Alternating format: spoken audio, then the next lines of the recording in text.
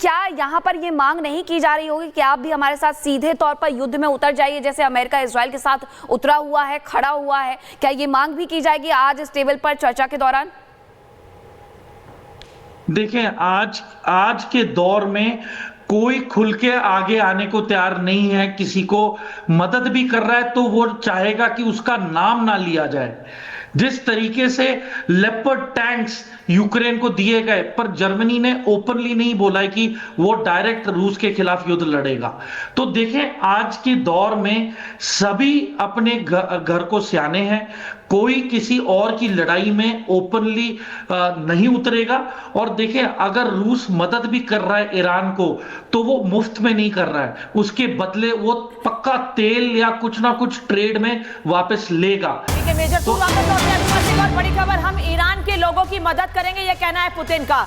जो मुलाकात हुई है, उसमें बात हुई है, जो मोटी मोटी चीज निकलकर सामने आई है उसमें ये बात आ रही है कि हम ईरान के लोगों की मदद करेंगे, यानी पुतिन रूस ईरान के लोगों की मदद करेंगे, ये कहना है। सर, इस शब्द का क्या मतलब है? ईरान के लोगों की मदद करेंगे मतलब ईरान की हेल्प नहीं करेंगे, वहां के लोगों को दिक्कत होगी, परेशानी होगी, उनकी मदद की जाएगी, युद्ध में कोई मदद नहीं होगी, क्या ये माना जाए?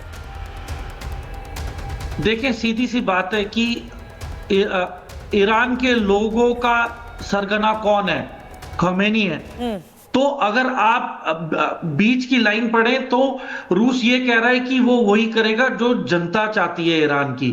और आज की तारीख में मुझे लगता नहीं है कि गाजा, जिस तरीके से गाजा के खिलाफ जैसे मिलिट्री ऑपरेशन किया गया है और जिस तरीके से निहत्थे बच्चे और औरतें और बुजुर्गों को भी मारा गया इस युद्ध में, तो इसको मन में रखते हुए गल्फ की सभी कंट्रीज काफी हद तक एकजुट हुई हुई हैं इजराइल के रवैये के खिलाफ। और ये जिस तरीके से डिप्लोमेसी के और बातचीत के दौरान ये हमला किया गया अमेरिका के जरिए, तो जायज सी बात है कि बाकी देशों का भी भरोसा उठ चुका है।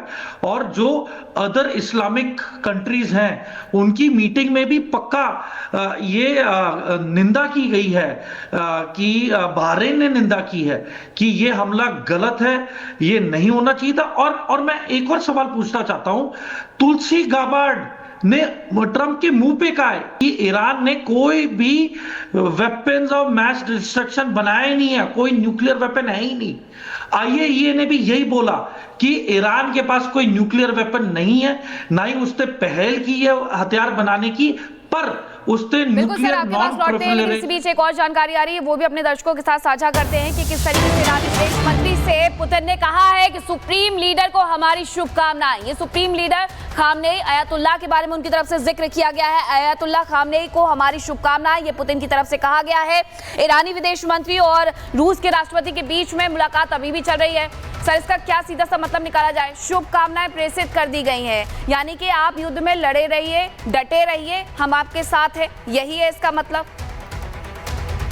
बिल्कुल बिल्कुल। ऊपर से एक शहर है बुशहर में न्यूक्लियर पावर प्लांट है जो आईएईए को डिक्लेयर किया गया है फॉर सिविल पर्पसेस ओनली।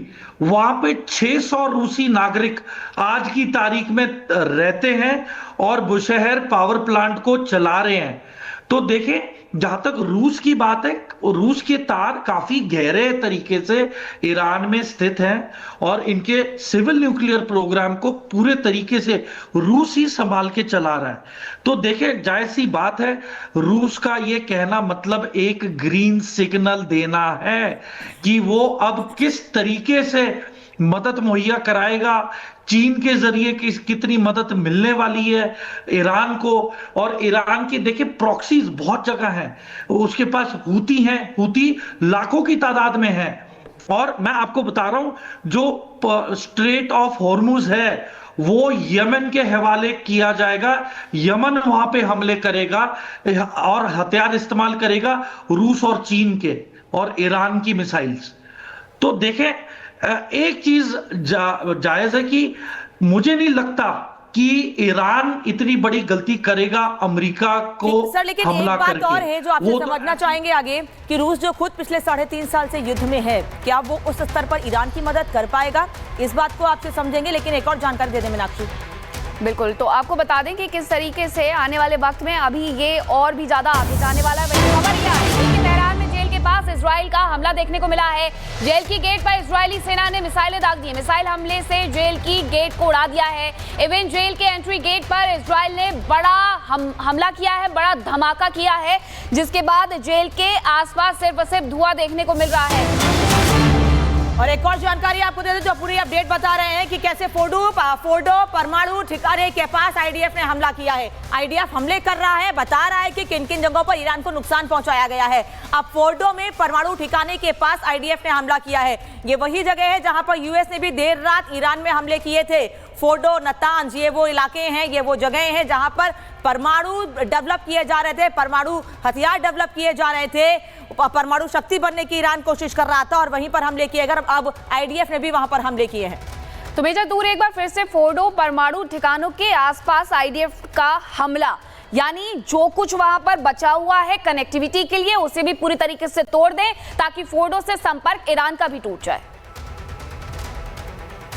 देखिए मीनाक्षी, ये एक कंफर्मेटरी अटैक होता है। बेसिकली जो पहला हमला होता है वो ताबड़तोड़ होता है और जो दूसरा हमला होता है वो ये चीज यकीन करने के लिए किया जाता है कि वाकई ही वहां पे नुकसान हुआ है और उसकी पुष्टि करने के लिए उन्हीं टारगेटों पे दोबारा हमला किया जाता है। और जिस तरीके से देखिए, जो बेसिक इंफ्रास्ट्रक्चर है, मतलब ये फैसिलिटीज की और जो सड़कें जा रही हैं, जहां जहां बिजली की तारें हैं या फिर वहां पे ट्रांसफार्मर्स लगे हैं, जो भी चीज इन फैसिलिटीज को किसी भी तरीके से मदद मुहैया कराती हैं उनकी बेसिक फंक्शनिंग को लेके, उसको अभी निशाना बनाया जाएगा ताकि यदि अंदर कुछ नुकसान नहीं भी हुआ है तो वहां पे कम से कम बिजली ना पहुंचे, वहां पे इंसान आसानी से पहुंच ना सके और वहां की सड़कों को तोड़ दिया जाए ताकि गाड़ियों की भी आवाजाही ना हो सके।